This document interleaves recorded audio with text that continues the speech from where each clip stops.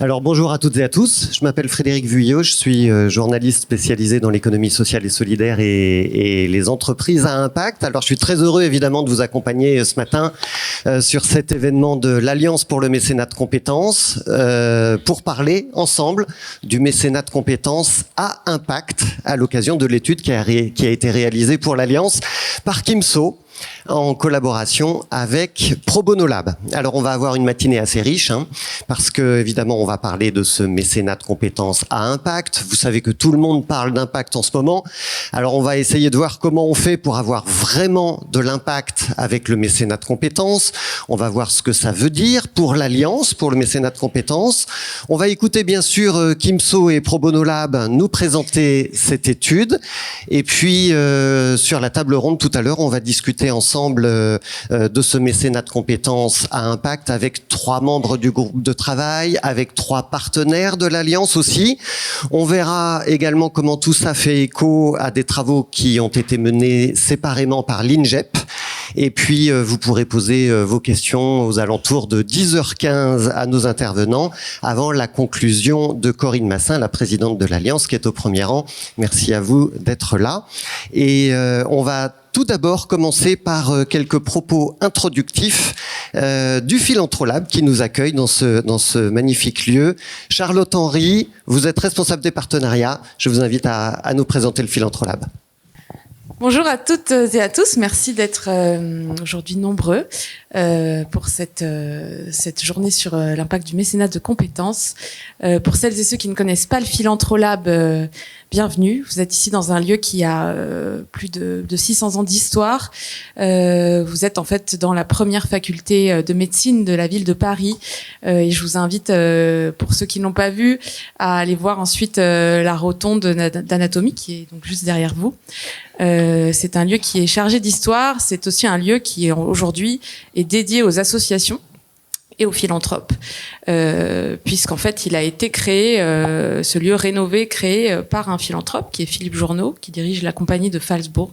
C'est aussi pour ça que ça a d'autant plus de sens de recevoir aujourd'hui des événements comme celui-ci. Le Philanthrolab, c'est d'abord un lieu de coworking. Au-dessus de vous, vous avez 3 plateaux de coworking pour des associations à des tarifs qui défient toute concurrence, des tarifs qu'on peut proposer grâce à nos mécènes. Et vous avez aussi un incubateur pour des associations qui est un incubateur gratuit. On accompagne des associations pendant 10 mois grâce à des partenaires, grâce à des mécènes de compétences qui les accompagnent sur leur structuration juridique, leur gouvernance, leur communication, leur structuration de levée de fonds. Et aujourd'hui, on est très fiers de non seulement pouvoir accueillir des événements comme celui-ci et de pouvoir accompagner des porteurs de projets comme vous le faites vous aussi au quotidien.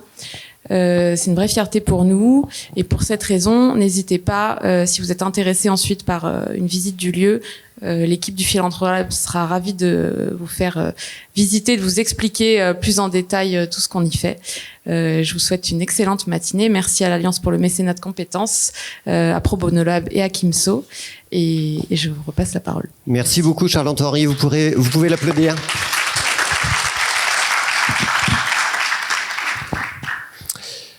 On va passer le micro maintenant à Pascal Gustin. Il est vice-président de l'Alliance pour le mécénat de compétences. Il nous rejoint et il va nous présenter l'Alliance et il va nous dire pourquoi cette étude et pourquoi maintenant. Bonjour à vous. Bonjour à tout le monde.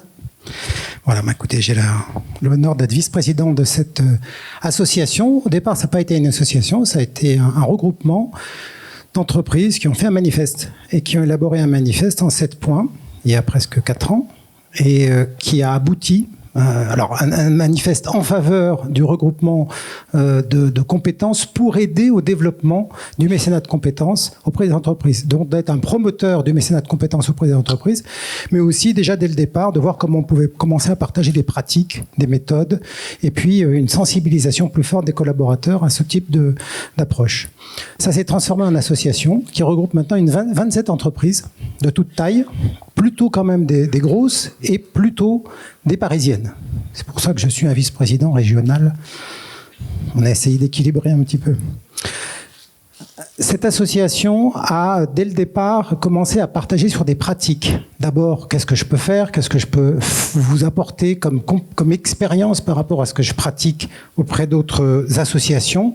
Et puis assez rapidement, on s'est posé la question de est-ce que ça a un impact? Donc on est dans la logique des mesures d'impact et on s'est posé la question sur 3 dimensions. Les impacts auprès, bien évidemment, des associations, par rapport aux utilisateurs finaux, par rapport à l'objet des associations, par rapport aux collaborateurs et puis par rapport, dirais-je plus globalement, par rapport au système du mécénat de compétences en France.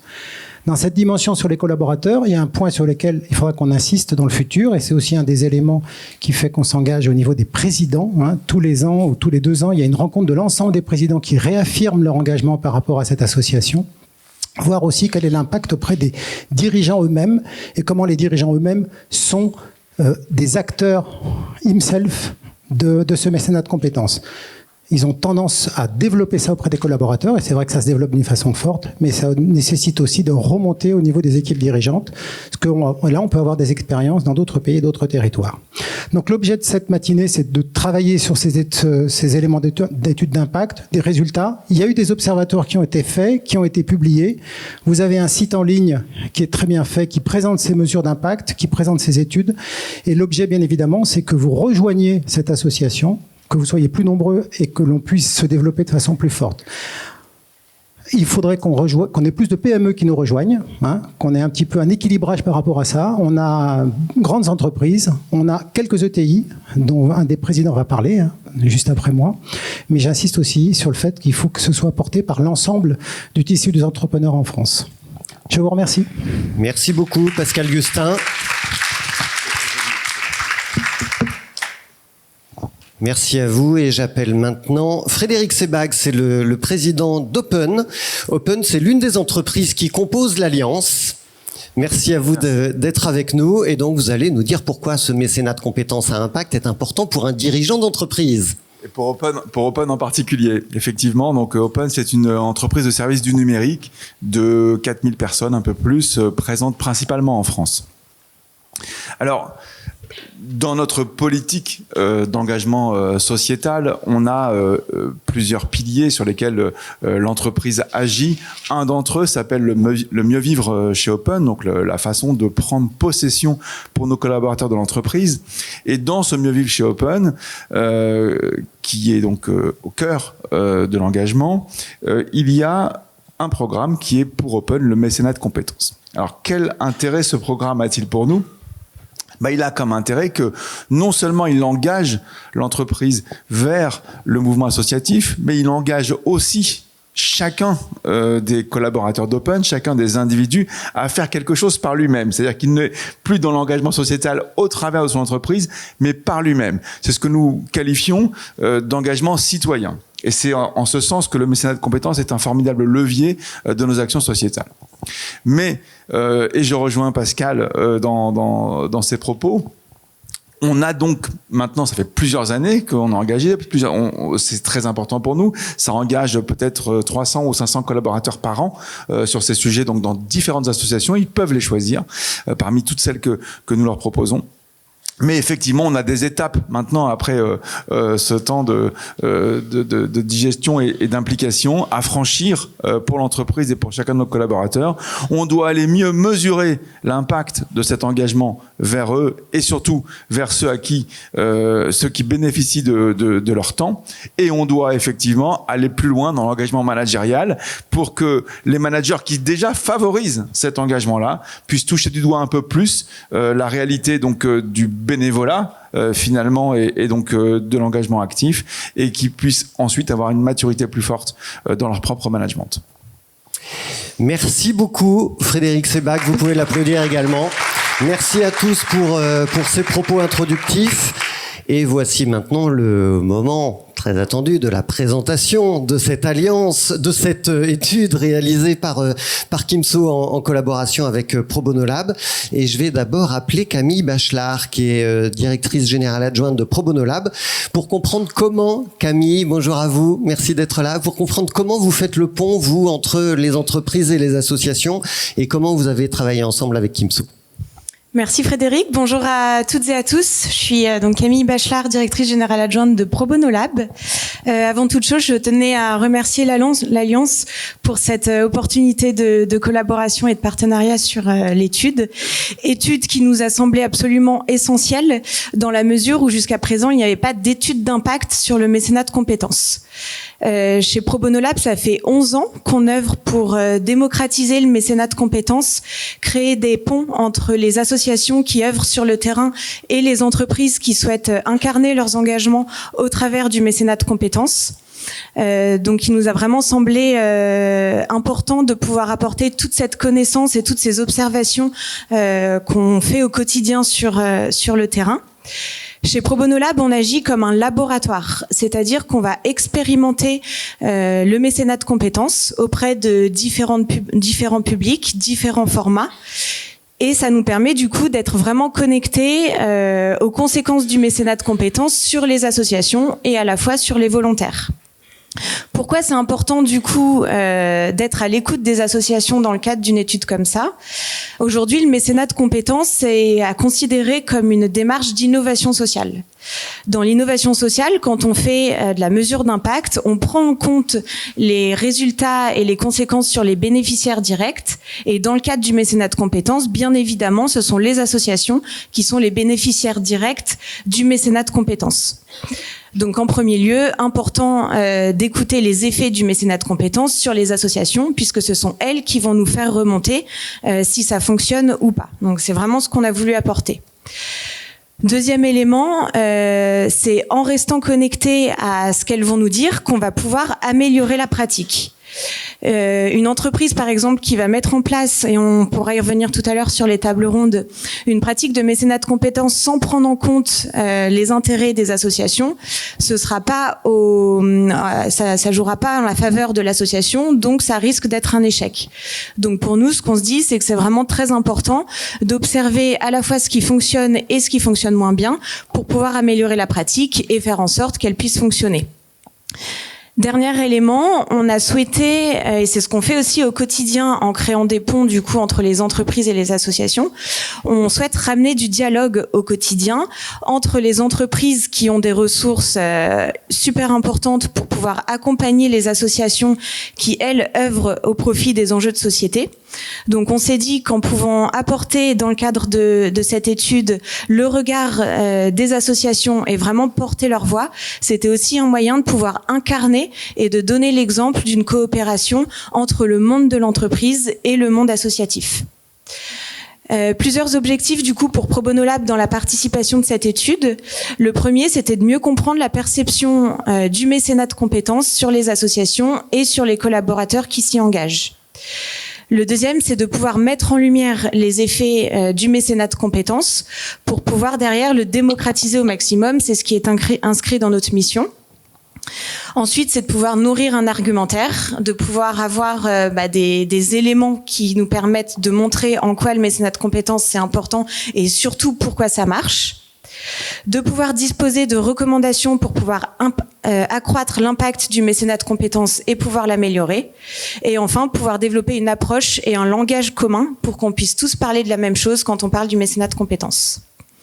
Je laisserai à Kimso du coup la suite pour rentrer dans le détail de l'étude. Et merci beaucoup Frédéric. Merci beaucoup Camille Bachelard, vous pouvez l'applaudir. Et applaudir Pro Bono Lab pour son travail. Et donc, effectivement, je vais passer la parole à Samia Cordel, qui est juste à côté de nous. Donc, Samia, elle est directrice conseil chez Kimso. Pour ceux qui ne savent pas, c'est une société de conseil en impact social. J'ai un petit micro ici.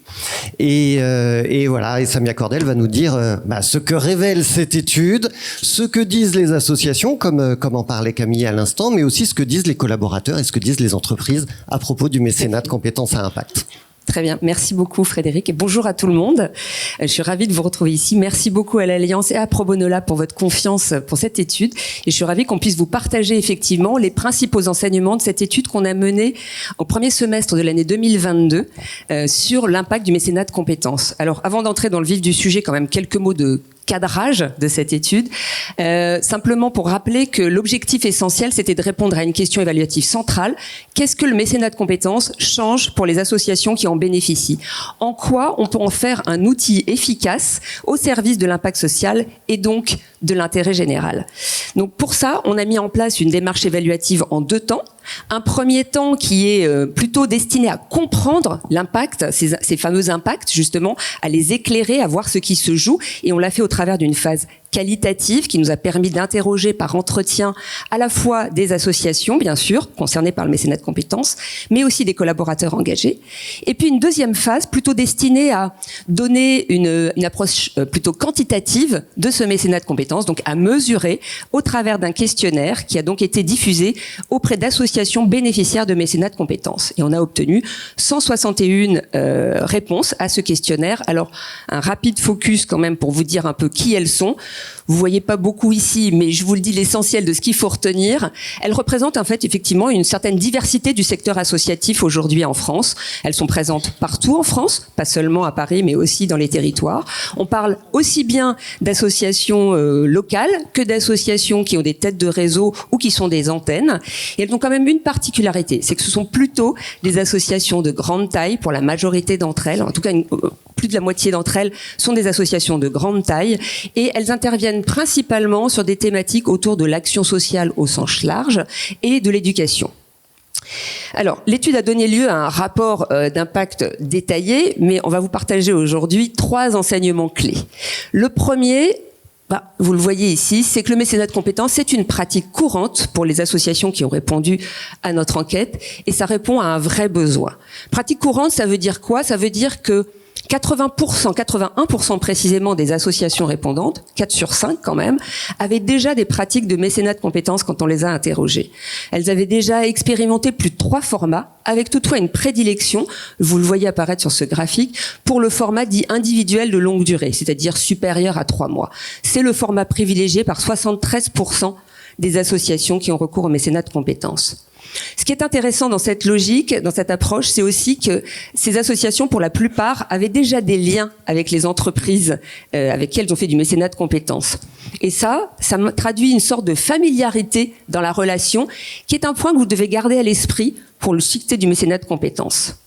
Deuxième chose, ça répond à un vrai besoin. Un besoin de ressources additionnelles. Alors clairement, les associations ont dit tout de suite que leur besoin fondamental, ça reste celui du financement, qui est vraiment le nerf de la guerre. Mais très vite, elles nous disent aussi que le mécénat de compétences en complémentarité leur permet de répondre à ce besoin de ressources additionnelles dont elles ont vraiment des attentes fortes, notamment pour des compétences qui peuvent manquer chez elles. Et c'est vraiment un sujet intéressant. Ces besoins, ils évoluent avec la maturité des associations. Et ce qui est intéressant, c'est que l'étude a permis de faire émerger 4 profils d'associations avec des besoins et des usages un peu différents du mécénat de compétences. Et ça aussi, il me semble que c'est quelque chose que vous devez garder à l'esprit quand vous travaillez dans cette logique et ce centrage sur les besoins des associations. Ça, c'était le premier enseignement. Deuxième enseignement, le mécénat de compétences, ça marche. Ça a vraiment des impacts pour les associations. À l'issue de notre première phase qualitative, on a identifié une vingtaine d'impacts sur les associations, en donnant la parole aux associations. Ces impacts, ils portent aussi bien sur l'appui à la mission sociale que sur l'appui à la réflexion stratégique, à la structuration au fonctionnement, à l'image et également au déploiement des projets.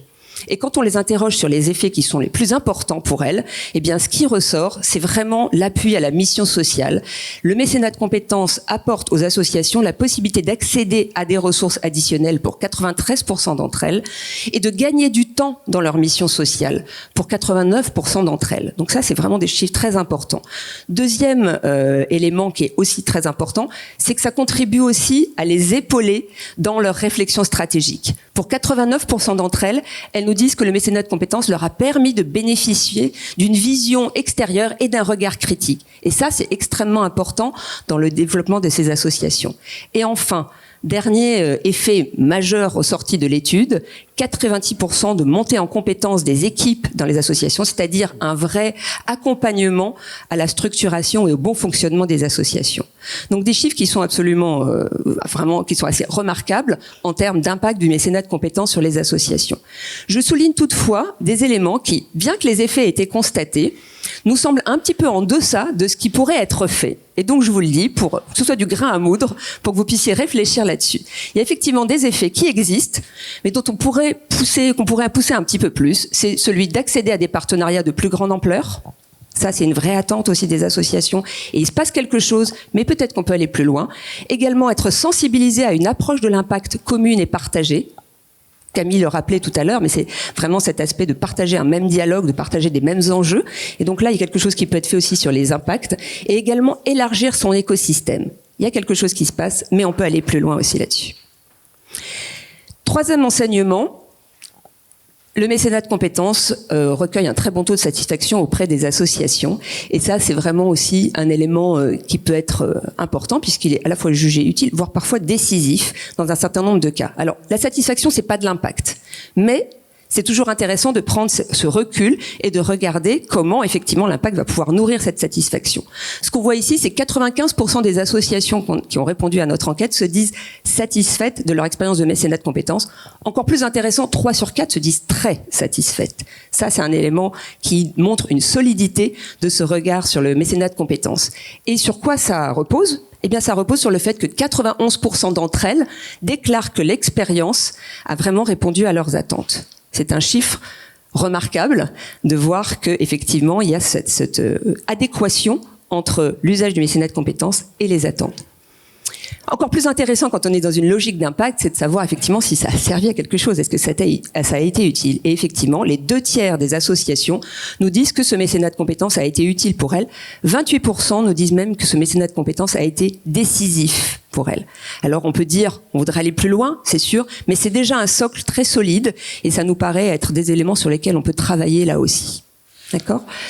Et de fait, évidemment, quand on voit ces données-là, on se rend bien compte que les associations sont peut-être les premiers ambassadeurs du mécénat de compétences. Elles sont 8,9 sur 10 à pouvoir le recommander auprès de leurs pairs notamment. Donc c'est aussi une ressource pour développer le mécénat de compétences que de s'appuyer sur ce regard et ce partage d'expérience des associations. Ce que je voulais peut-être ajouter également, peut-être avant de passer à cette dernière slide, des leviers en fait qu'on a identifiés sur le mécénat de compétences. Quand on a creusé davantage pour essayer de comprendre ces chiffres qui sont très bons, qu'est-ce qui a été mis en lumière comme étant des arguments, des facteurs clés de succès pour renforcer l'impact du mécénat de compétences? Il y a 3 éléments qui sont ressortis. Le premier, c'est la qualité de la relation et la qualité de l'engagement qui peut être mis en place. Alors, on ne parle pas du niveau d'expertise, du niveau de compétence des collaborateurs qui peuvent s'engager pour les associations. Ce dont on parle là, c'est leur motivation, leur capacité d'écoute, leur capacité à s'adapter et à comprendre les enjeux de l'association. Ça, c'est identifié par les associations qu'on a interrogées comme étant un facteur clé de succès pour un mécénat de compétences qui soit vraiment décisif pour l'association. Le deuxième levier qui a été identifié, c'est le fait que le mécénat de compétences est d'autant plus décisif que les associations ont une certaine maturité. Il faut l'avoir à l'esprit parce qu'effectivement, il faut qu'elles soient capables d'identifier de quoi elles ont besoin et il faut qu'elles soient capables d'encadrer et de suivre ce mécénat de compétences. Et ça veut dire que c'est peut-être pas toutes les associations qui peuvent s'adapter ou utiliser ce mécénat de compétences. À moins que, et c'est le 3e levier, on puisse s'appuyer sur effectivement des acteurs tiers qui peuvent être ProBonoLab, qui peuvent être Coeo et d'autres acteurs peut-être présents dans cette salle aujourd'hui, qui sont ces facilitateurs du mécénat de compétences et qui peuvent vraiment apporter non seulement cette connaissance de part et d'autre des acteurs, mais qui peuvent aussi faciliter et mettre en place quand il y a pas la possibilité dans l'association d'avancer sur ces sujets. Je voulais ça aussi que vous l'ayez en tête parce que c'est des éléments qui me paraissent intéressants quand on veut développer l'impact de ce mécénat de compétences. Et pour terminer, je sais que le temps file, Frédéric, je me dépêche. Pour renforcer l'impact du mécénat de compétences, alors je vais aller très vite là-dessus, puisqu'effectivement, ça va être le cœur des échanges de cette table ronde. Mais quand même, l'étude a permis de faire émerger un certain nombre de recommandations sur l'impact du mécénat de compétences. Et il y en a 3 que je voulais que vous ayez en tête à nouveau. La première, cette première recommandation, c'est qu'il faut repenser le sens que vous donnez au mécénat de compétences. Pourquoi? Et de le centrer sur l'impact. Pourquoi c'est important? Parce que qu'on soit une association ou qu'on soit un collaborateur qui veut s'engager, on ne s'engage que pour ce à quoi on croit, ce à quoi on donne de l'importance, là où on voit des changements, là où on voit de l'utilité. Et donc, ce travail sur le sens du mécénat de compétences, ce qu'il apporte, c'est très important et c'est là-dessus qu'il faut nourrir les échanges, qu'il faut acculturer aussi bien les collaborateurs que les associations, qu'il faut travailler des communications plutôt centrées sur les impacts plutôt que sur la réalisation, et qu'il faut aussi partager une culture commune de l'impact, savoir ce à quoi on veut, dans quelle direction on veut avancer collectivement. Ça, c'est la première recommandation. La deuxième, c'est de se rappeler qu'on est là aussi avec le mécénat de compétences pour renforcer les capacités des associations. C'est un peu ce qu'on appelle aujourd'hui, un peu le terme à la mode, mais c'est le capacity building. Apporter aux associations la possibilité de faire mieux, plus avec dans leur mission sociale. Et donc, dans ce cadre-là, il y a un sujet qui est très important, une des pistes de travail, c'est le diagnostic de besoins systématisé, qui doit permettre aussi d'admettre effectivement que parfois le mécénat de compétences n'est pas la bonne réponse pour une association. Et c'est aussi de travailler sur les effets qu'il faut renforcer auprès de ces associations, notamment par rapport à leurs attentes, c'est-à-dire les aider à travailler sur leur financement, les aider à travailler sur le transfert et l'intégration des compétences qu'elles acquièrent grâce au mécénat de compétences. Ça, c'est la deuxième piste de travail. Et la troisième recommandation, c'est effectivement de pouvoir promouvoir une approche plus ambitieuse du mécénat de compétences, où on met tout le monde autour de la table, vraiment dans un esprit de collectif impact, avec une logique de mutualisation, avec une logique de partage, avec une logique qui permet d'aller plus loin au service des associations. Et il me semble que l'événement d'aujourd'hui s'en est la parfaite illustration. Je m'arrête là. Merci beaucoup, Samia Cordel. Excellente présentation. Voilà, avoir une boussole, être utile aux associations, jouer collectif, voilà qui va nourrir maintenant la table ronde qu'on va pouvoir ouvrir dans quelques secondes. On va d'abord retirer le pupitre. Merci beaucoup. Je vous rappelle aussi que vous avez sur vos chaises, si vous ne vous êtes pas assise dessus, l'étude, la synthèse de l'étude, les chiffres clés, de cette étude réalisée par Kim So en collaboration avec Pro Bono Lab. Et donc vous avez l'essentiel à l'intérieur. Je vais donc maintenant inviter à me rejoindre sur scène deux membres du groupe de travail de l'Alliance qui ont évidemment travaillé plusieurs mois sur cette thématique du mécénat de compétences à impact. Adélaïde de Tourtier, elle est directrice de l'engagement sociétal et environnemental chez PwC. Et Stéphanie Osmond, directrice de l'innovation sociale et environnementale au groupe La Poste. Donc toutes les deux, vous êtes membres de ce groupe de travail. Bienvenue à vous. Installez-vous. Oui, installez-vous. Allez, toutes les deux au centre. Voilà, et puis je vais appeler deux partenaires de l'Alliance pour le mécénat de compétences, Mathilde Boulet, qui est déléguée générale de l'Ascenseur. Bonjour Mathilde, bienvenue. Et Vincent Berthoud, qui est directeur sécurité chez SNCF Voyageurs. Il est en mécénat de compétences pour une association dont il va nous parler dans quelques instants, les Entretiens de l'Excellence. Donc merci à vous d'être là avec nous aujourd'hui. On va échanger sur l'effet du mécénat de compétences à impact sur les associations, l'impact sur les collaborateurs. On verra aussi tout à l'heure comment est-ce qu'on peut déployer davantage ce mécénat de compétences à impact. Et je vais commencer avec vous, Adélaïde de Tourtier. Oui. Dites-nous avec quelles associations travaille l'Alliance pour le mécénat de compétences et sur quel type de mission de mécénat ? Alors, on a combien de temps ? 2 minutes. Bon, donc je vais résumer. Bonjour à tous. Ce qui est intéressant dans l'Alliance et Pascal nous l'a dit en introduction, c'est le partage qu'on a entre entreprises. Et donc, on travaille vraiment avec tout type d'associations et elles ont été finalement qualifiées par Samia dans la présentation de l'étude.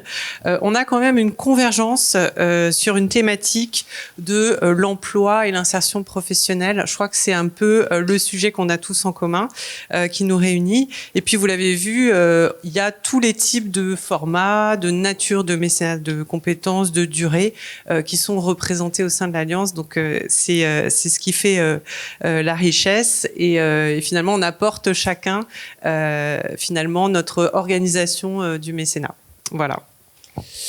Merci Adélaïde. Mathilde Boulet, pour l'ascenseur, donc je disais vous êtes déléguée générale de l'ascenseur, vous allez nous dire, bon alors l'ascenseur, pour ceux qui ne connaissent pas, c'est une communauté d'une vingtaine d'associations qui sont regroupées dans le même bâtiment à côté de la Bastille, c'est même une coalition de 30 associations en réalité, qui sont engagées toutes sur le même objet, l'égalité des chances, c'est pour ça que ça s'appelle l'ascenseur social, vous aurez compris.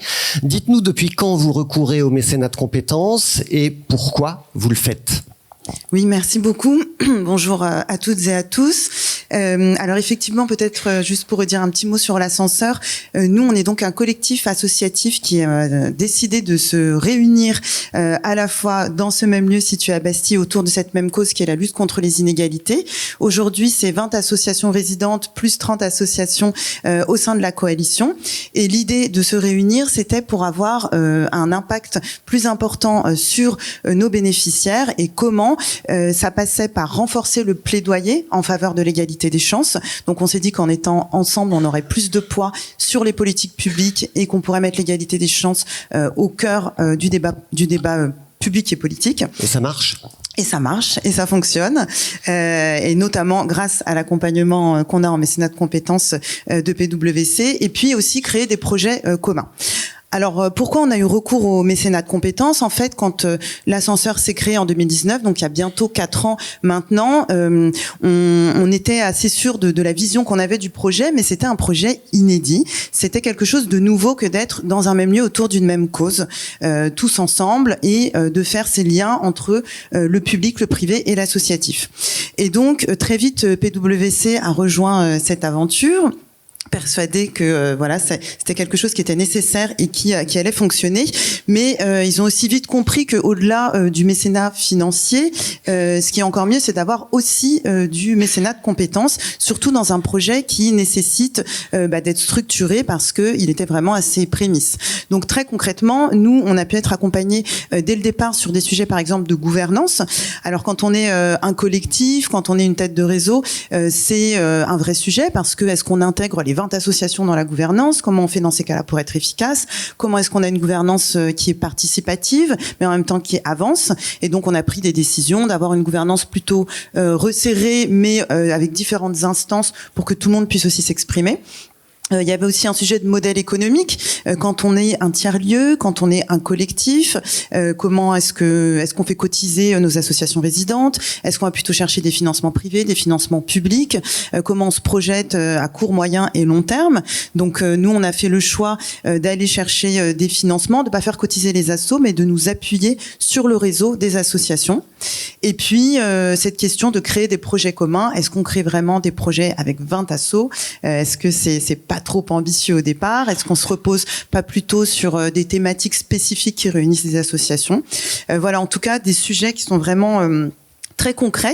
Et en fait, ce que je peux dire, c'est que ce soit au début, quand on s'est structuré sur ces sujets de gouvernance, de modèle économique, de construction de projet, ou que ce soit encore aujourd'hui, parce qu'un projet, ça évolue, on expérimente, on teste, on innove. Et en tout cas, cet accompagnement en mécénat de compétences, hier comme aujourd'hui, pour l'ascenseur, il est essentiel. Alors, la question que je me pose, c'est que au sein de l'ascenseur, il y a des très grosses associations. Oui. Il y a Article 1, il y a Mosaïque RH, des associations qui sont déjà très bien structurées depuis longtemps. Donc, j'ai une double question. Le mécénat de compétences, est-ce qu'il est venu soutenir le projet collectif de l'ascenseur, ou bien est-ce qu'il soutient aussi chaque association individuellement, les grosses dont j'ai parlé, mais aussi les plus petites? Et puis, quels sont les apports les plus précieux que vous en retirez au bout du compte, après quelques années d'accompagnement? Alors sur la première question, effectivement, vous faites bien de souligner le fait qu'à l'ascenseur, on a aussi bien des très grosses associations où il y a 200 collaborateurs et des associations où il y a 2 collaborateurs. Mais c'est ce qui fait aussi toute la richesse du projet parce que ça nous permet aussi de nous accompagner sur des sujets de changement d'échelle et de montée en compétences.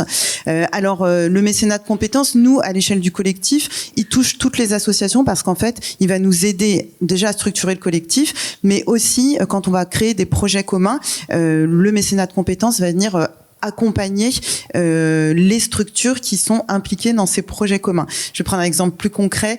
On a ce projet qui est le projet Sens, qui a pour objectif d'accompagner les jeunes entrepreneurs des quartiers pour avoir un premier financement, un financement d'amorçage dans leur projet, parce que ce sont des jeunes qui, pour différentes raisons, n'arrivent pas à accéder à des financements, soit ils connaissent pas bien les mécanismes, soit ils sont pas encore éligibles.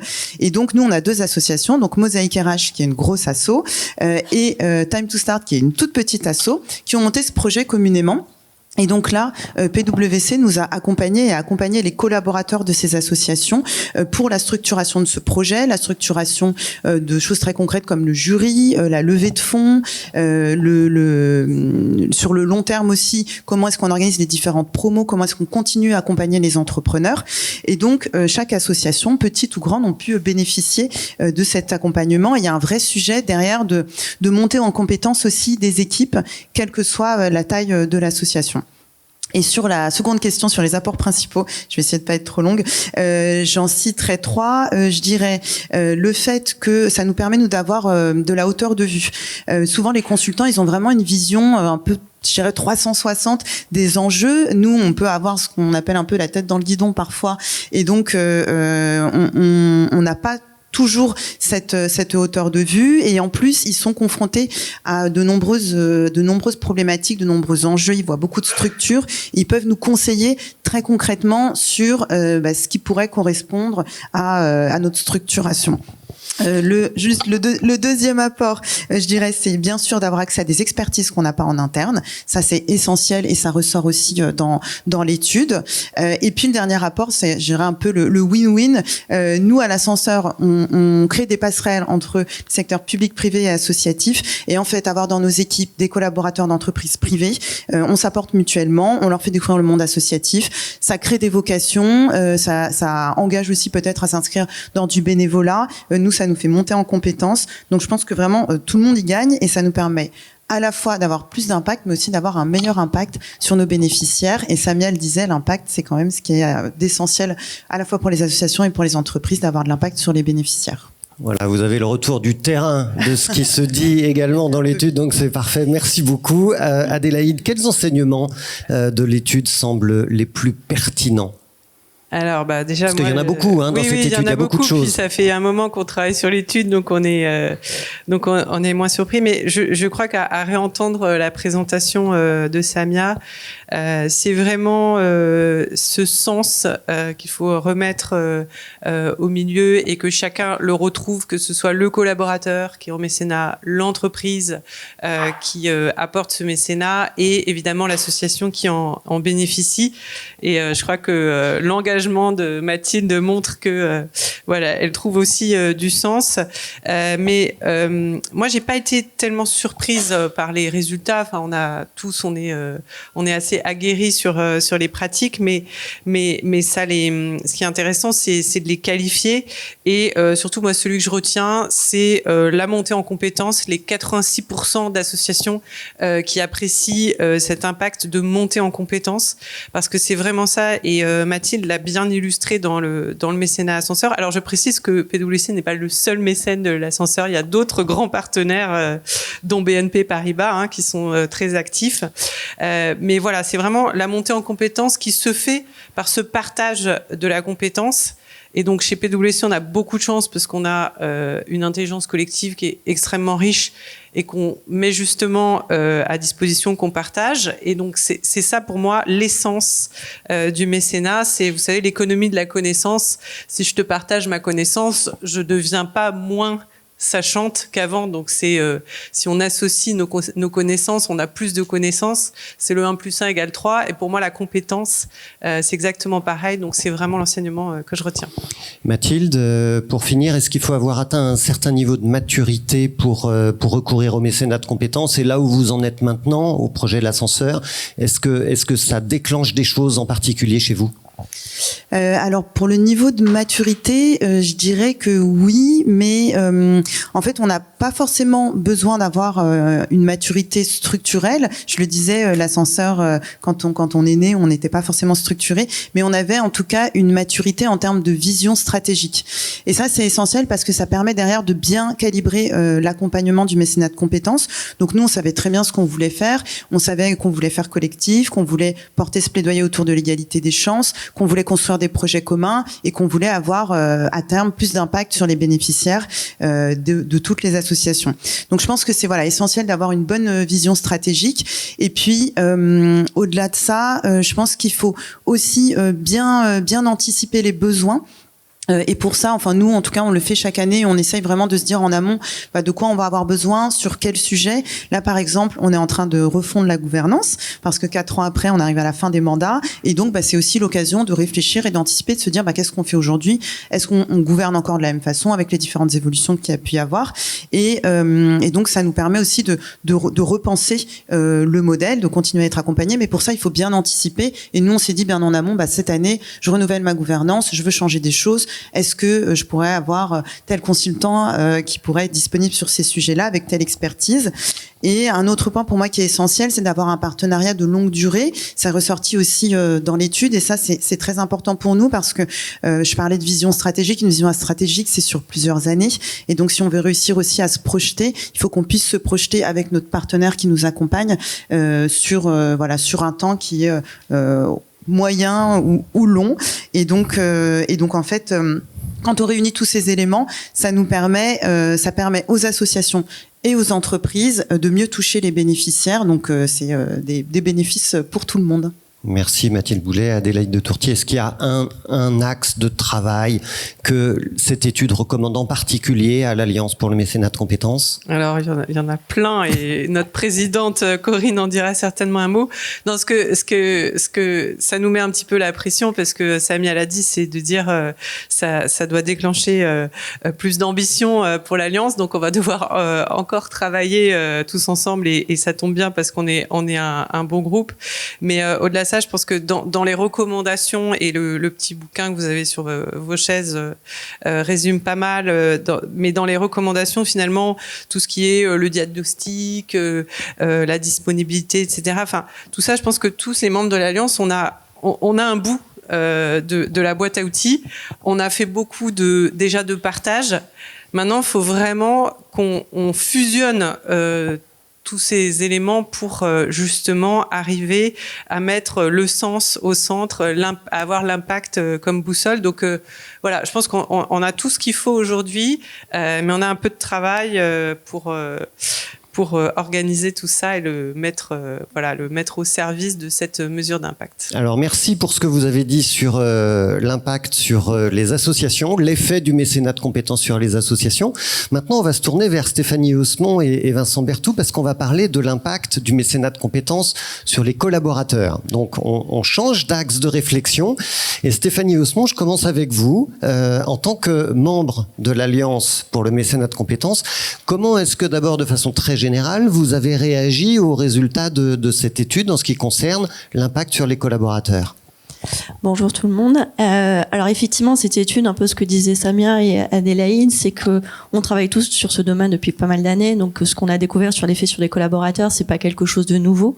On se rend bien compte, nous, quand on travaille en entreprise pour mobiliser nos collaborateurs, qu'on permet effectivement à eux de se rendre utiles, de trouver du sens dans leur travail, de pouvoir prendre un temps de respiration aussi, d'aller découvrir d'autres réalités dans le monde associatif, de se rendre compte de ce que c'est que la réalité du monde associatif, parce qu'il y a souvent des idées reçues de se dire, moi je dis souvent c'est un peu le monde des bisounours, et en fait non, quand ils vont faire du mécénat de compétences dans les associations, ils se rendent compte que c'est des vraies réalités, qu'il y a des vrais impacts sociaux, des bénéficiaires avec des vraies problématiques, que c'est une autre organisation, et donc tout ça, ça permet effectivement de se rendre compte d'une autre réalité, de casser un peu des a priori, soit sur des enjeux sociétaux auxquels ils ne pensait pas qu'il y avait tous ces impacts et de prendre conscience un peu effectivement de cette société-là et également aussi de voir comment est-ce qu'une association fonctionne de l'intérieur.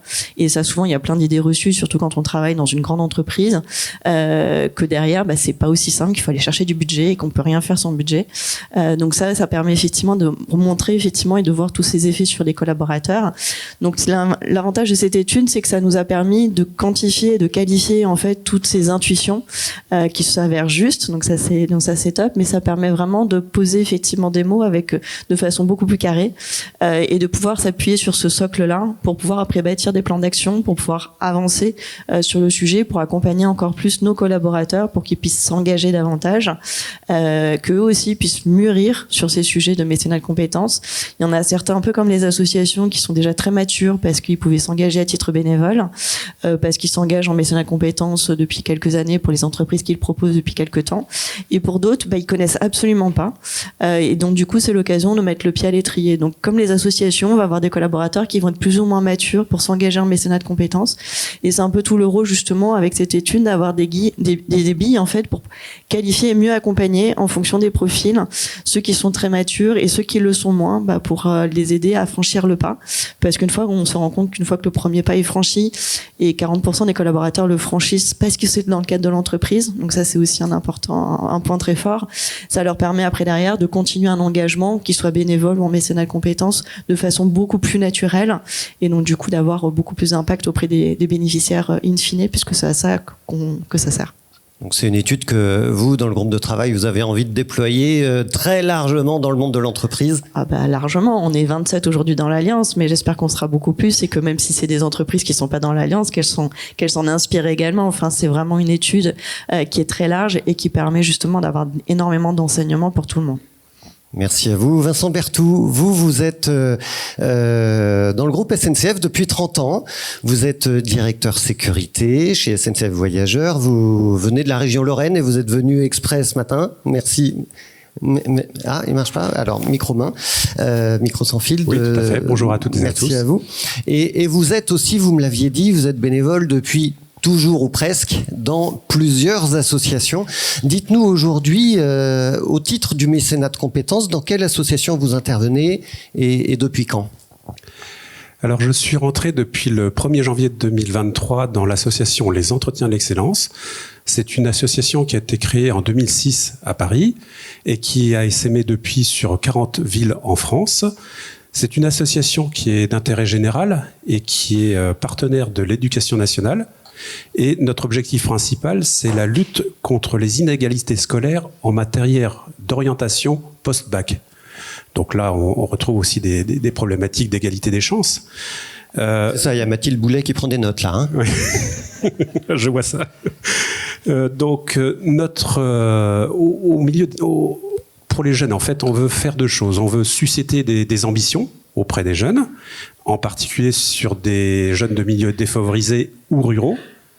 Et puis, on veut aussi les inspirer à travers des témoins qu'ils vont rencontrer au cours des événements que l'on organise. Voilà, donc... Alors, vous faites quoi précisément, vous ? Alors, je finis très rapidement sur l'association. Nous sommes 200 bénévoles. On a une dizaine de mécénats de compétences longue durée, notamment de personnes de la Poste qui sont avec nous. Et on touche à peu près 15 000 élèves par an. Voilà. Que ça soit en France ou au niveau de l'Afrique francophone. Alors, moi-même, vous me disiez... Oui, non, vous-même, effectivement. Vous faites quoi aux entretiens de l'excellence ? Comment est-ce que vous utilisez vos compétences de collaborateurs SNCF et comment vous apportez cette compétence ou ces compétences pour les entretiens de l'excellence ? Alors, je vous dirais tout de suite que, en tant que directeur sécurité, je ne fais pas de la sécurité ferroviaire à l'association.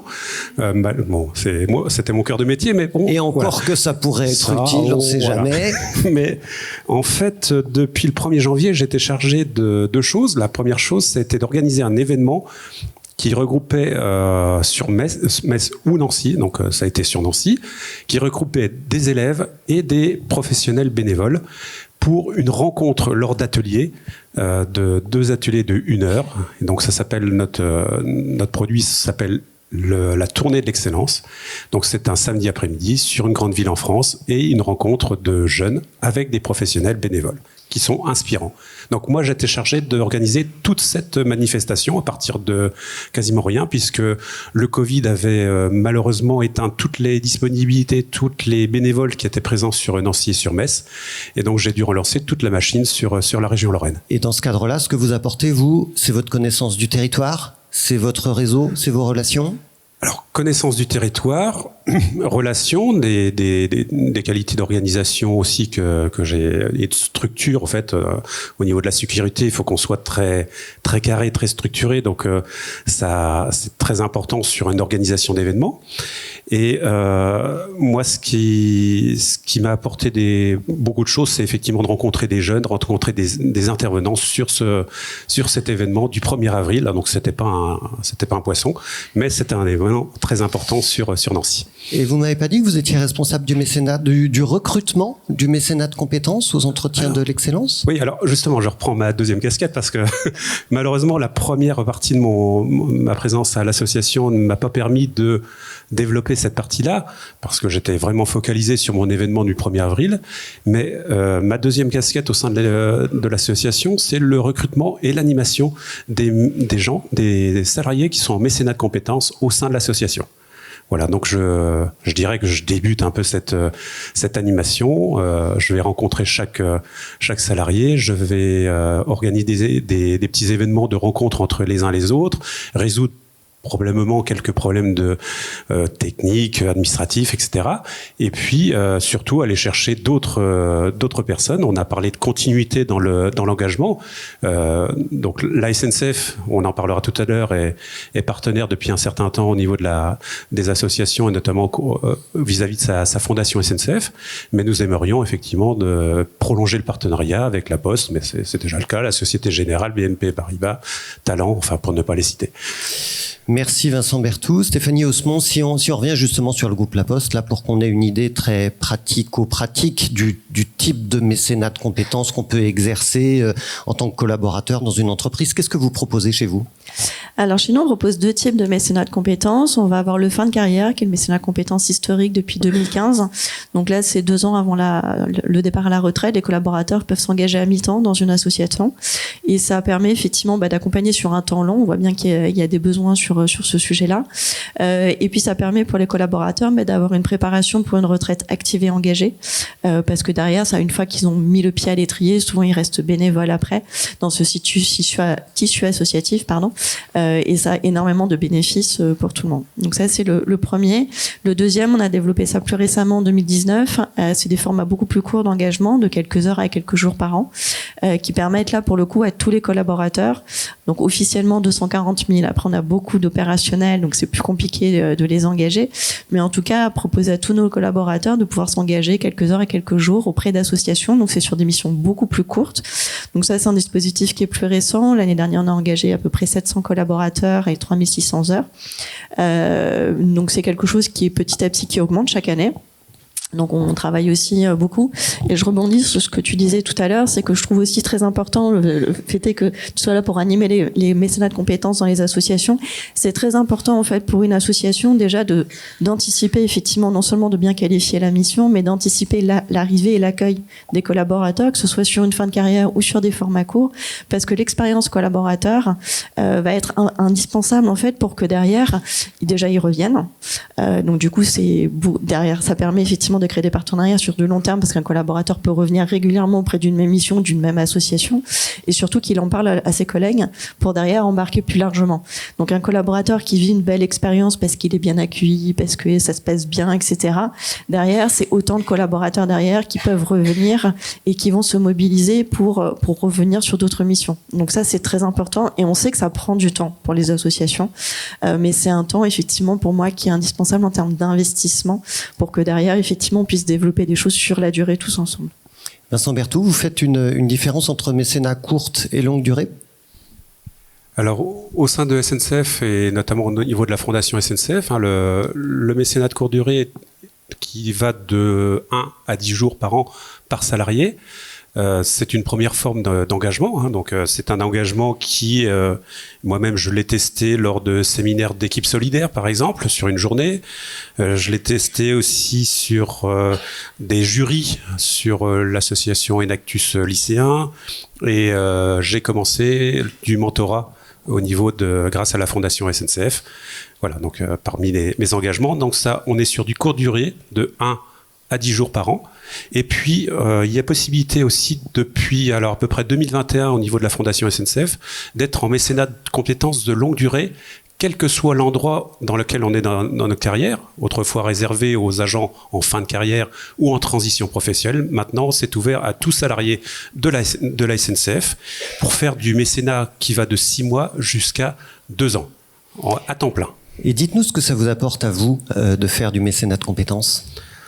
Alors, moi, j'ai découvert un monde forcément moins structuré que la SNCF, hein, parce que on est notamment au niveau de la sécurité, parce qu'on a beaucoup de textes qui régissent le système ferroviaire, et tant mieux d'ailleurs, pour la sécurité de tous.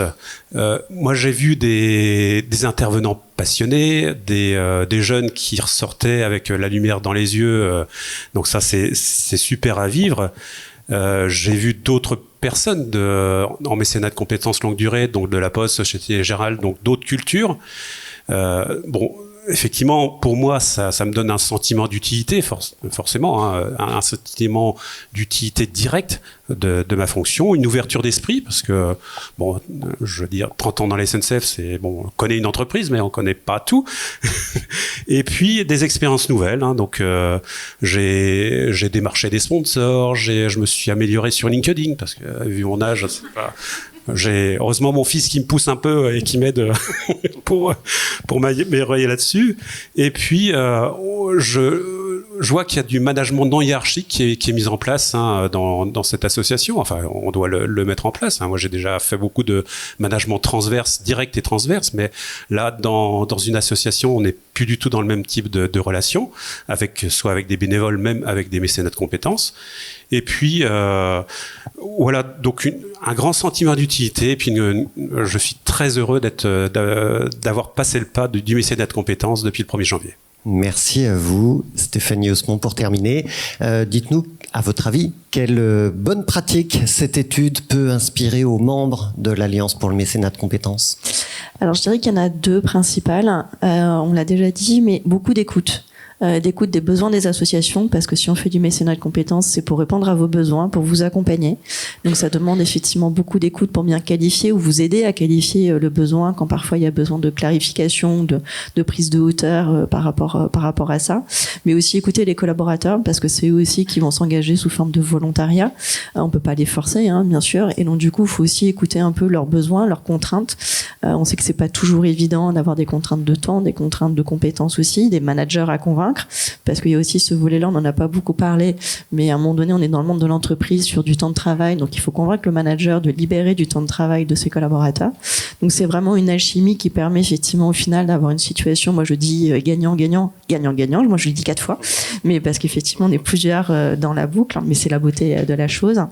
Et dernier enseignement qui est peut-être en tout cas pour nous un petit défi, c'est effectivement de ne plus parler effectivement de KPI, de nombre d'heures, et c'est ce que j'ai fait parce qu'aujourd'hui on communique comme ça, nombre d'heures, nombre de collaborateurs, etc. Et ça permet, c'est facile, ça permet de quantifier et de donner à voir, mais c'est surtout d'arriver à démontrer en fait l'effet du mécénat de compétences auprès des associations et de leurs bénéficiaires, parce que c'est ça qui donne du sens aux collaborateurs. Quand on s'engage pour la collecte des Restos du Cœur, certes, on va communiquer sur le nombre de collaborateurs, le nombre de tonnes, de kilos, etc. qui ont été faits, et c'est juste un effet waouh, c'est génial, mais c'est encore plus waouh si on arrive à communiquer sur à qui ça sert, comment ça sert, et qu'est-ce que ça fait pour améliorer en fait ces enjeux sociétaux qui sont vitaux. Et pour ça, il faut écouter la parole des associations. On y revient. Merci beaucoup à tous les 4. Vous pouvez les applaudir. Je vous invite à regagner la salle. Et je vais appeler, pour parler maintenant du déploiement du mécénat de compétences à impact, je vais appeler Patricia Benchena, qui est directrice corporate philanthropie chez Schneider Electric et membre du groupe de travail également de l'Alliance, et Camille Bachelard, qu'on a vu tout à l'heure, donc directrice générale adjointe de Pro Bono Lab. Merci à vous deux de venir ou de revenir. Camille Bachelard, je vais commencer avec vous. Ce mécénat de compétences, tout d'abord, est-ce qu'il est accessible à toutes les associations ? Alors la réponse selon Pro Bono Lab est oui. Toute association, à partir du moment où une association a le caractère d'intérêt général, peut bénéficier du mécénat de compétences. Peu importe son nombre d'années d'existence, le nombre de personnes dans son équipe, etc. En revanche, ça a déjà été dit et on l'a vu également dans les résultats de l'étude, le mécénat de compétences va fonctionner pour des associations qui ont quand même atteint une certaine maturité, qui sont au clair sur leur vision stratégique et qui ont une équipe qui est structurée, puisque c'est l'équipe qui mettra en œuvre en interne le mécénat de compétences. À titre d'exemple, chez Pro Bono Lab, on a pris le parti d'accompagner en priorité, et j'insiste bien sur le priorité, les associations qu'on appelle les petites et moyennes associations, donc qui ont minimum 3 années d'existence et qui ont un nombre de collaborateurs qui se situe entre 3 et 50 collaborateurs. Pourquoi ? Parce qu'avec nos 10 années de recul sur la pratique du mécénat de compétences, on a constaté que c'était à destination de ce type d'association que le mécénat de compétences avait le plus d'impact. Ça ne veut pas dire qu'une grande association ne peut pas bénéficier de mécénat de compétences, et on le fait. On a déjà accompagné, par exemple, Action contre la faim. En revanche, on voit bien que ce type de structures ont quand même des ressources financières et des ressources humaines qui leur permettent d'adresser leurs enjeux. Donc on préfère orienter la pratique à destination des petites et moyennes associations. Mais ce sont donc forcément des associations employeurs et de au moins 3 salariés, ce qui en exclut aussi beaucoup. Oui, c'est ça. Enfin, idéalement, après, il n'y a pas de... Enfin, c'est nous, Pro Bono Lab, qui portons cette vision. Il n'y a pas de règles sur le marché, mais il est préférable quand même d'avoir, bien évidemment, des collaborateurs et quand même d'être clair un minimum sur sa stratégie, sa vision et son modèle économique. Patricia Benchena, quelles sont les conditions de réussite, selon vous, d'un mécénat de compétences à impact ? Alors, on en a déjà beaucoup parlé avec mes collègues. Moi, je pense que c'est le dialogue qui est vraiment important et le sens la façon dont on organise le mécénat de compétences depuis le démarrage.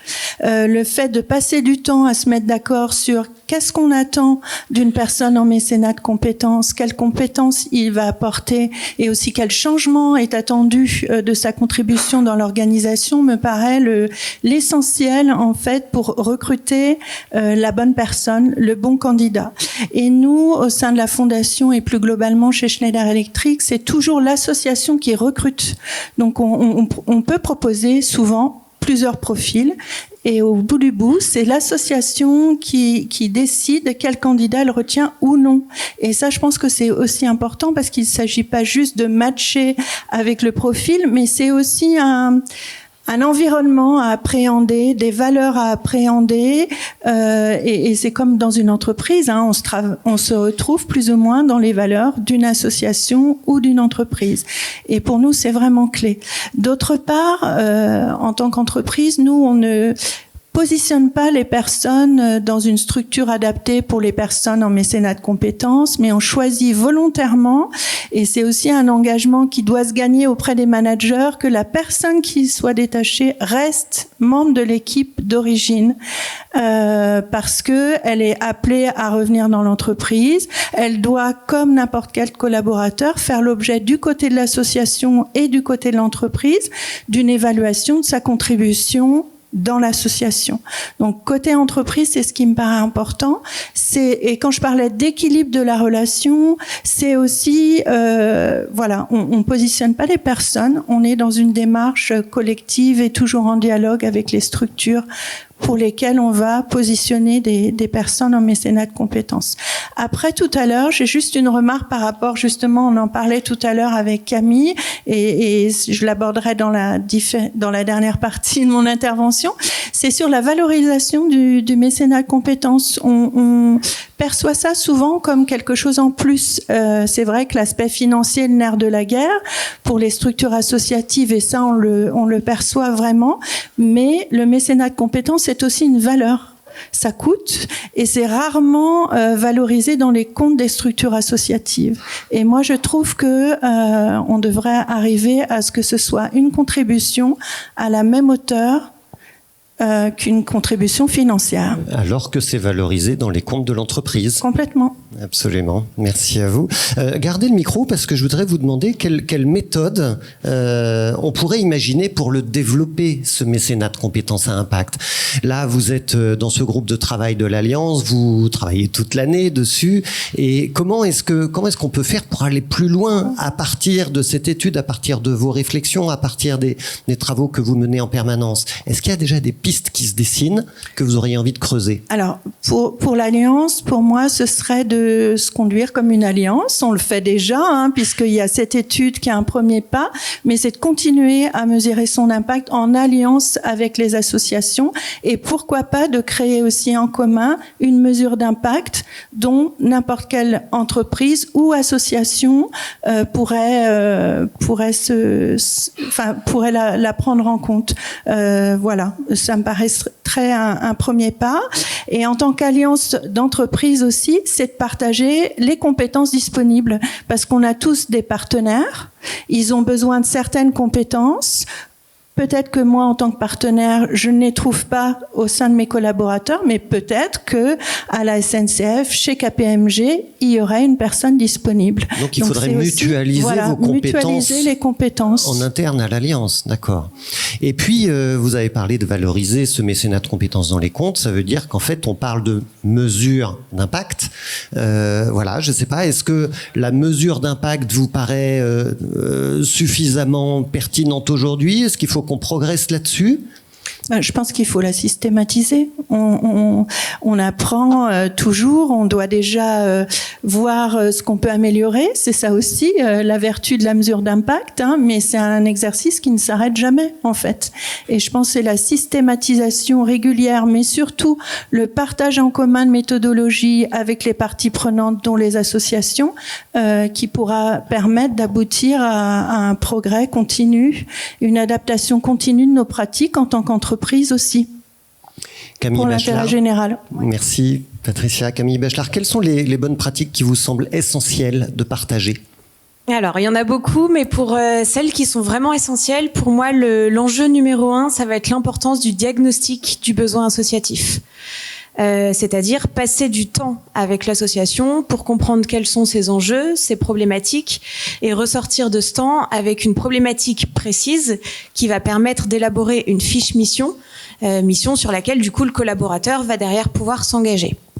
Pourquoi c'est important? Parce que si on le fait pas, c'est une perte de temps à la fois pour l'association, à la fois pour le collaborateur qui va derrière être démotivé puisque la mission ne fonctionnera pas, et du coup derrière pour l'entreprise.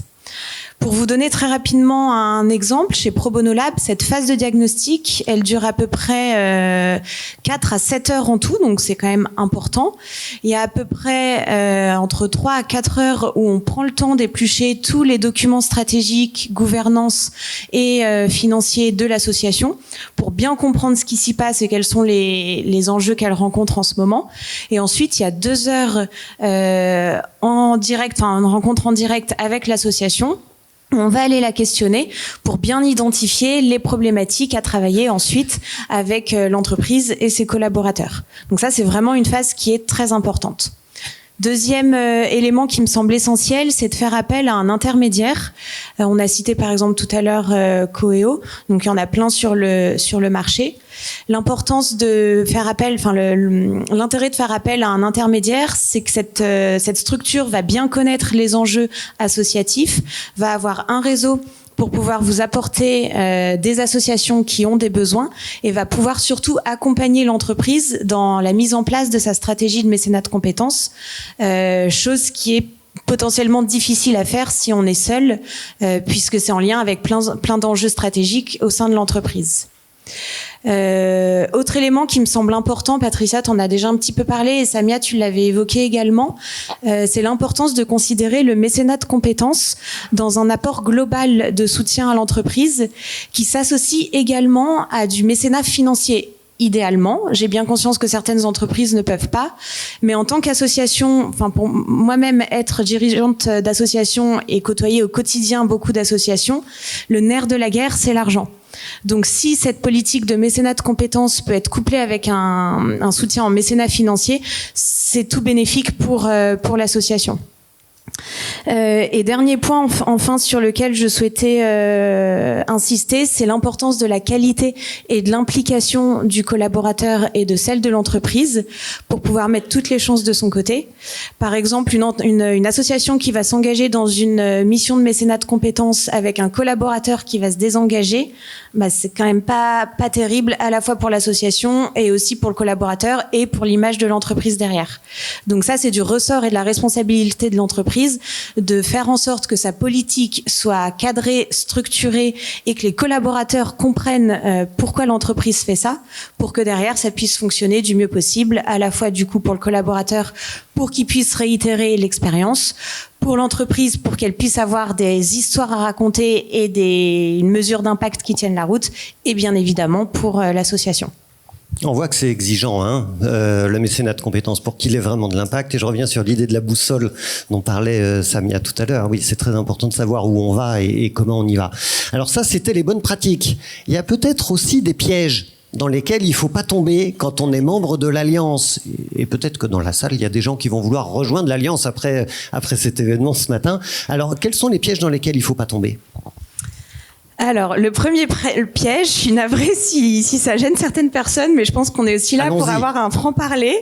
C'est que je constate au quotidien pour côtoyer beaucoup d'entreprises qu'il y a encore quand même beaucoup d'entreprises qui veulent faire du mécénat de compétences pour simplement du team building d'équipe. Ça, c'est pas possible. Je suis navrée, mais moi, quand j'entends ça, ça me rend folle. C'est vachement bien le team building. C'est important d'avoir des collaborateurs soudés quand même. Alors, on va remettre les choses dans leur contexte. La cohésion d'équipe et la fidélisation, ce sont des bénéfices du mécénat de compétences. Faire ça simplement pour ça, c'est pas possible, puisqu'on oublie du coup l'importance de répondre aux besoins associatifs en numéro 1. Et ça, vraiment, j'insiste sur ça, parce que c'est vraiment notre bataille chez Pro Bono Lab.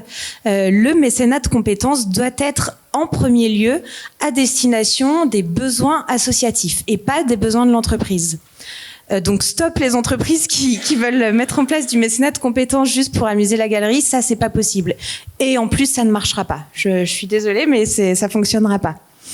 Deuxième élément qui me semble important, c'est de pas forcément se précipiter en premier lieu vers une plateforme, dans la mesure où une plateforme, ça va être un outil et pas forcément la finalité. Et encore une fois, je vois beaucoup d'entreprises qui viennent nous voir en nous disant on a absolument envie de mettre en place une plateforme parce que telle entreprise l'a fait. Oui, certes, c'est très bien et on en a besoin. En revanche, il faut d'abord réfléchir sa politique d'engagement et sa politique de mécénat de compétences, comprendre quels sont les enjeux en interne et la maturité de l'entreprise sur le sujet pour derrière pouvoir réussir le déploiement de sa stratégie de mécénat de compétences. Qu'est-ce qu'on entend par plateforme ? C'est un site internet où on fait se rencontrer les besoins associatifs et les compétences des collaborateurs ? Ouais, plateforme d'engagement comme Coeo ou Enabi vendredi pour les plus connus. Important également de ne pas dévaloriser l'association. Malheureusement, le monde de l'entreprise peut avoir tendance à considérer que les associations manquent de structuration ou sont peu professionnelles. Oui, bien évidemment, ça existe, mais on voit quand même beaucoup d'associations qui sont structurées et professionnalisées. Et si les associations ont elles-mêmes fait la démarche de vouloir mettre en place du mécénat de compétences, c'est qu'elles y ont pensé, qu'elles ont identifié un besoin. Donc c'est important que l'entreprise considère l'association sur un pied d'égalité et limite la considère, j'ai envie de dire, comme un client. Notamment pour les cabinets de conseil qui sont vraiment dans cette approche de clients en fait pour les associations. Ça, je trouve que c'est une pratique que toute entreprise devrait mettre en œuvre parce que c'est un des critères de réussite du mécénat de compétences. Avant-dernier élément, c'est celui de privilégier la qualité à la quantité. Pareil, une entreprise qui vient nous voir en nous disant « je veux engager 1000 collaborateurs alors que j'en ai engagé 0 », c'est impossible. En fait, il faut vraiment commencer par la stratégie des petits pas, commencer par des premiers collaborateurs à engager qui vont être convaincus, qui vont limite le porter dans leur tripes et qui du coup derrière vont pouvoir transmettre le message. vous, en interne, au sein de l'entreprise, ça vous permettra de vous appuyer dessus et d'avoir une communauté d'ambassadeurs qui iront eux-mêmes porter les messages à d'autres collaborateurs, plutôt que de vouloir absolument événementialiser le mécénat de compétences et faire en sorte, encore une fois, qu'on en vienne à du team building. Ça peut pas marcher. Et puis la question de l'engagement, c'est aussi une question qui est très personnelle. Donc autant faire avec les personnes qui y croient dans un premier temps. Ça veut pas dire que les autres seront pas à convaincre derrière, mais commençons d'abord par celles qui sont sensibles à la notion de l'engagement. Et enfin, dernier piège à éviter, c'est important que l'entreprise aille au bout de ses engagements. J'en ai un tout petit peu parlé déjà tout à l'heure. Important que du coup, si elle met en place une mission de mécénat de compétences ou une politique d'engagement, elle va au bout de ses engagements vis-à-vis de l'association pour que ça fonctionne pour les trois parties, l'entreprise, le collaborateur et l'association. Merci Camille, beaucoup de points importants. J'ai vu que pas mal d'entre vous prenaient des notes. Bah oui, là, je pense qu'on a toute une liste de pièges à éviter. Patricia, pour terminer, je voudrais que vous nous disiez ce que vous trouvez dans cette alliance. Pourquoi vous y êtes, pourquoi vous y restez, et quels sont les éléments, les arguments qui pourraient attirer d'autres entreprises bientôt partenaires de l'alliance. Oui, juste je voudrais réagir à ce que dit Camille, parce que c'est vrai que dans l'entreprise, nous on reçoit aussi beaucoup de sollicitations de collègues. Les collaborateurs recherchent du sens, c'est pas un mythe, voilà. Et nous on se doit quelque part d'y répondre. Et le team building, pour moi c'est une prestation. Complètement, que peut proposer tout à fait une association en recherche de financement, et ça doit se positionner dans une sorte de parcours que l'on peut proposer aux collaborateurs ou aux managers, comme peut-être le premier pas. Mais pour moi, je le bannirais pas, parce que si on vient vers nous sur cette recherche de sens, on doit aussi être capable de proposer des parcours d'engagement assez clairs et lisibles pour l'ensemble de l'entreprise et des managers. Par contre, ça ne veut pas dire pas de professionnalisation ou pas de professionnalisme dans la façon dont on le propose, mais encore une fois des degrés d'engagement. Et moi, je suis toujours en train de dire, on hiérarchise pas l'engagement en fait. Il n'y a pas de bon ou de mauvais engagement. Un engagement est un engagement. Il est court, il est long. Tout engagement a une valeur pour la personne en fait qui donne. Et en ça, je trouve qu'il faut aussi être vigilant et à l'écoute des collaborateurs et des personnes par rapport à la façon dont elles veulent s'engager pour l'intérêt général.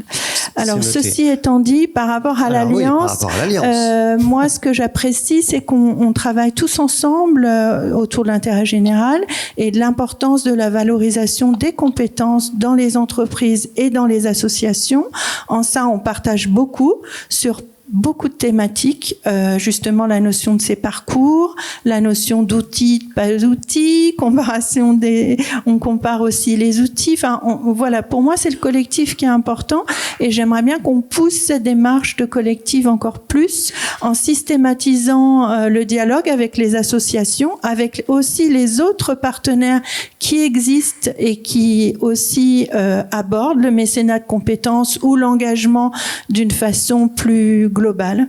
Voilà, rester toujours dans le dialogue, le partage de bonnes pratiques avec mes confrères et mes consoeurs, et aussi avec les associations. Je trouve que on a tout intérêt à continuer ce dialogue. L'étude d'impact en est un premier exemple, mais je pense qu'il y a beaucoup de chemin encore à faire, et c'est pour ça qu'on est là. Et j'en profite pour saluer Isabelle Million, qui est déléguée générale de l'Alliance pour le mécénat de compétences, qui est assise au premier rang. Et je la remercie pour tout le travail d'organisation de cette belle matinée. Donc voilà, oui, elle est là, vous pouvez l'applaudir.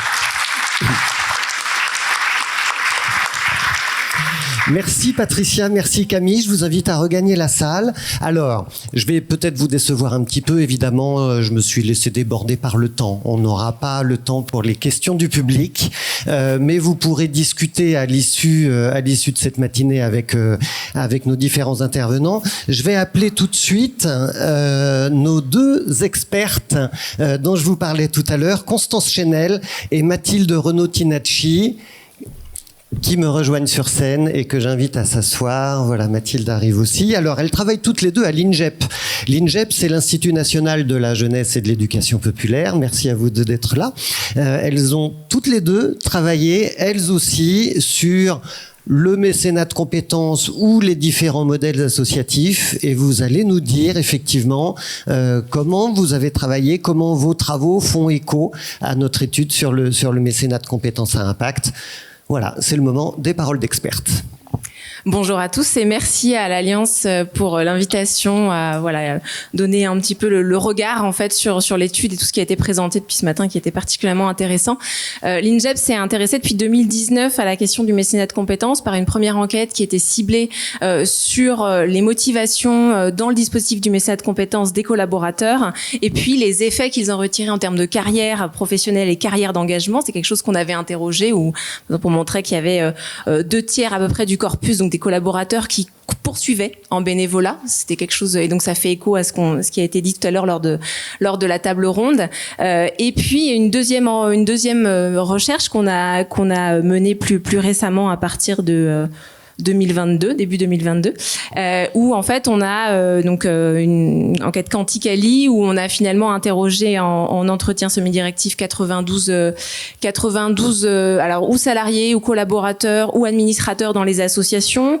On a été observé aussi 17 établissements ou associatifs ou associations un petit peu partout en France, et on avait un questionnaire où on a eu à peu près 800 associations répondantes, avec l'idée en fait d'interroger les conditions en fait de mise en place du mécénat de compétences dans les associations, l'accessibilité aussi du dispositif de mécénat de compétences pour le secteur associatif au sens large, et puis en fait ce que finalement on retirait les associations en questionnant très largement ce que ça avait comme impact en termes de partenariat, en termes de modèles socio-économiques et en termes de gouvernance, donc avec un certain nombre de résultats, et heureusement qui font écho à tout ce qui a été dit par Kimso ce matin.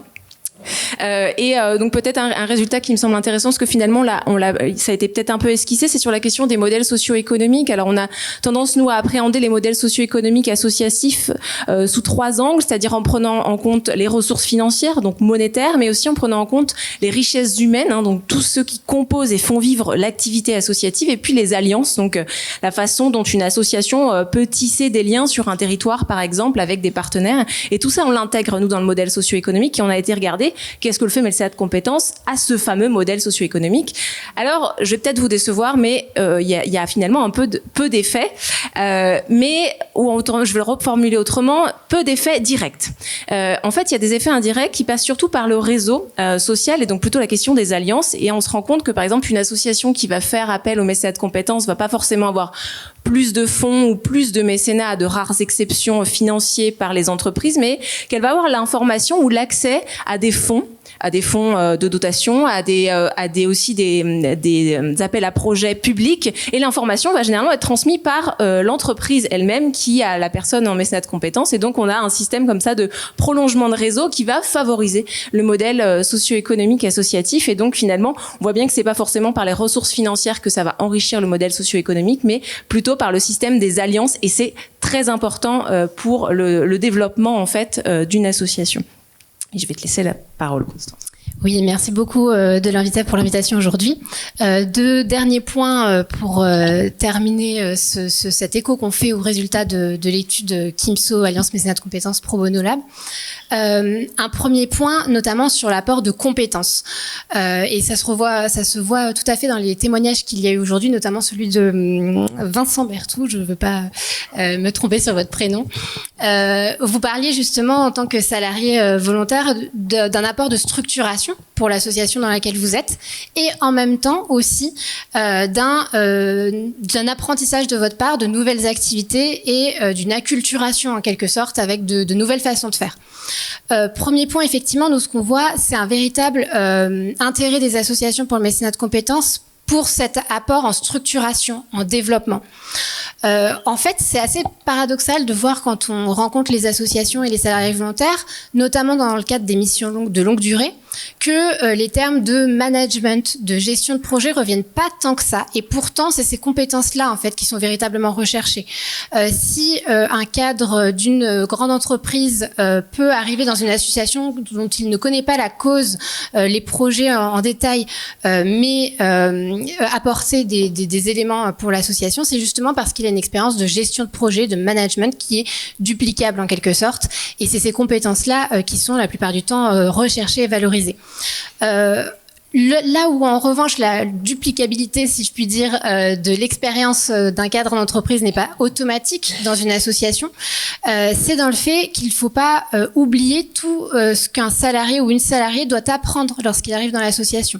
On a eu le témoignage donc de l'ascenseur aujourd'hui. Je prends l'exemple justement du coup des associations d'égalité des chances. Intégrer ces associations-là, ça suppose de s'acculturer, se socialiser à une cause, à un projet. Et cette cause, en fait, c'est pas la même selon l'association d'égalité des chances dont on parle. La conception des inégalités, la manière d'y répondre sera pas la même, et les outils non plus. Et donc, les salariés volontaires apprennent en fait tout un tas de choses dans ces associations. Ils apprennent une cause, ils apprennent des outils pour, par exemple, faire du mentorat, faire de l'animation dans les associations. Et puis, ils parfois peuvent être un petit peu désajustés sur des réflexes. Et typiquement, parfois, on a j'ai le cas d'une association en tête, par exemple, où le salarié volontaire est très bien intégré, les choses se passent extrêmement bien. Par contre, sur le recrutement d'une stagiaire, il y a un petit couac parce que le salarié volontaire fait ce que l'association considère être du jugement au diplôme, et donc du coup il faut accompagner à ce moment-là le salarié volontaire pour lui faire entendre qu'on ne va pas accueillir en entretien une seule personne qui est celle qui a le diplôme le plus élevé, mais plusieurs. Donc voilà un petit exemple, mais qui montre que il y a une acculturation aussi à se faire, que du coup les salariés volontaires apprennent beaucoup, je crois, et c'est ressorti dans votre étude et dans les témoignages aujourd'hui dans les associations. Et donc du coup, ça souligne aussi ce que les entreprises peut-être peuvent avoir à gagner, à échanger via le mécénat de compétences avec les associations. Voilà, merci beaucoup en tout cas pour l'invitation. Merci Constance, merci Mathilde. Où est-ce qu'on retrouve vos études ? Alors, peut-être pour le dire, alors on a évidemment sur le site de l'INJEP, vous pouvez les télécharger. Alors, la précédente étude de 2019-2020, vous avez le rapport si vous avez très, très envie de vous atteler à la lecture d'un rapport de 160 pages. Sinon, évidemment, vous avez des 4 pages, donc des formats beaucoup plus accessibles. Vous avez l'ensemble des effets pour les collaborateurs sur un format 4 pages. Et puis, à venir, bientôt, c'est la nouvelle enquête qu'on aura normalement à la rentrée 2023 sous 3 formats recto verso, 4 pages et rapport, si encore une fois vous avez envie de lire pendant à la rentrée scolaire. Je suis pas sûre que ce soit le meilleur moment, mais ou sur la plage. Ou sur mais sur la plage du coup ce serait un peu. Si vous partez en vacances en septembre, n'hésitez pas à l'amener sur la plage. Voilà. Bon, merci beaucoup à toutes les deux. Merci pour ce partage.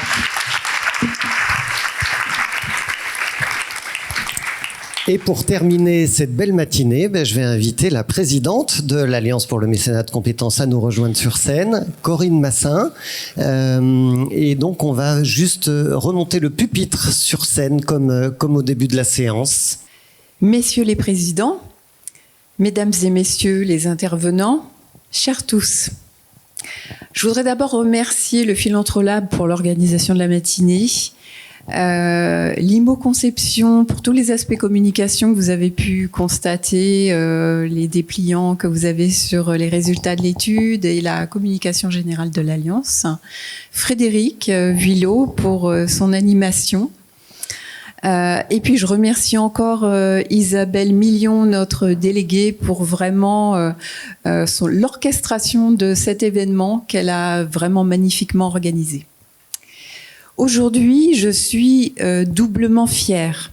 Fière d'être présidente de l'Alliance pour le mécénat de compétences et fière d'avoir encouragé au sein du groupe de travail études d'impact social la démarche qui vous a été présentée aujourd'hui et d'en apprécier avec vous les enseignements. Tous au sein de l'Alliance, les dirigeants en premier bien sûr, les administrateurs et l'ensemble des membres, nous sommes fortement engagés pour la promotion de ce dispositif qui doit répondre au mieux aux besoins des associations, c'était vraiment le cas aujourd'hui je pense, et aux autres structures d'intérêt général bien sûr. Parmi les porteurs de la démarche, je veux tout d'abord saluer l'énergie, la détermination du groupe de travail dédié. Tout d'abord Adélaïde de Tourtier de chez PwC que vous avez entendu en tant que leader de ce groupe de travail, Stéphanie Osemont de La Poste, Patricia Benchena de Schneider Electric et ensuite bien sûr apprécier la collaboration avec Pro Bono Lab qui nous a enrichi de sa vision du monde associatif. Et enfin bien sûr remercier Kimso, Samia et Octavie Baculard qui est là, mais aussi Anne Beckbeder qui a travaillé sur l'étude pour leur expertise et leur grand professionnalisme.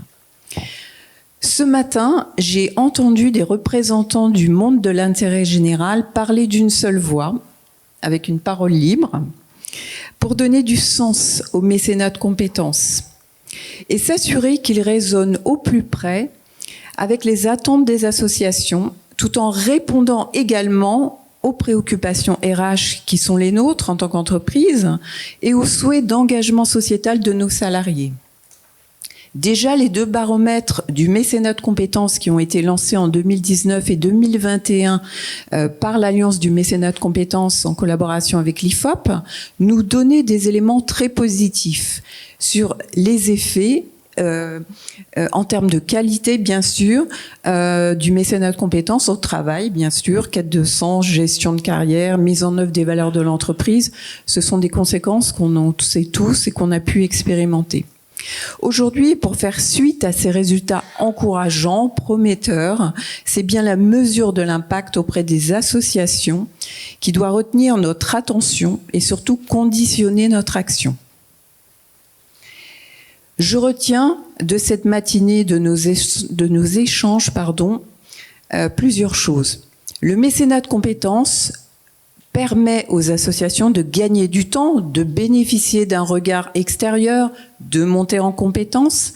Elles sont globalement satisfaites de l'expérience, donc ça, on en est vraiment très heureux, mais effectivement à certaines conditions. Le salarié doit s'engager dans un cadre prédéfini, on a parlé de diagnostic, être disponible dans son temps, mais aussi dans son désir d'effectuer la mission et qu'elle soit utile à l'association.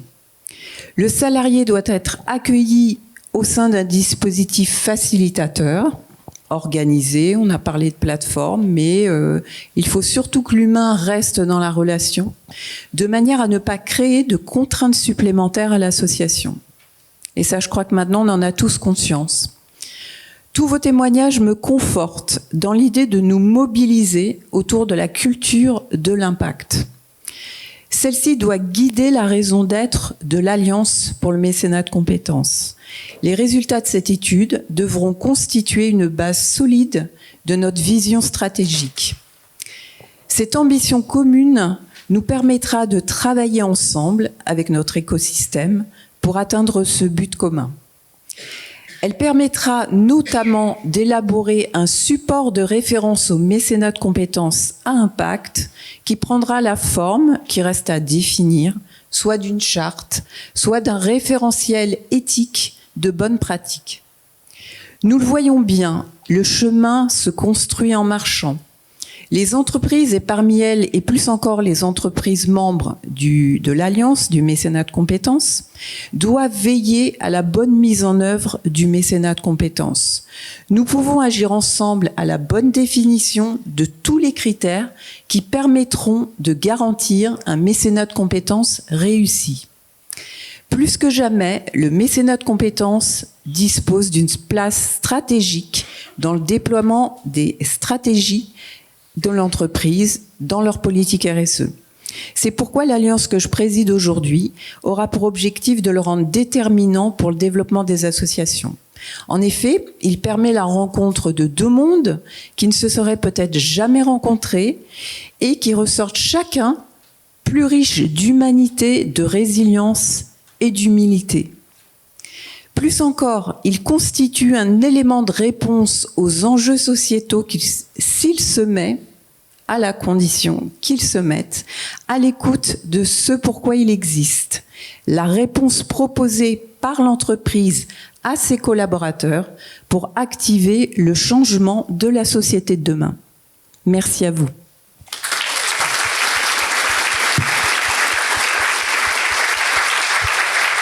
Merci beaucoup Corinne Massin. Eh écoutez, voilà, c'est la fin de ce bel événement. Je vous invite à discuter entre vous si vous avez un petit peu de temps devant vous. Merci pour votre participation et on était vraiment ravis d'avoir une salle pleine ici au Philanthrolab aujourd'hui. Merci, bonne journée.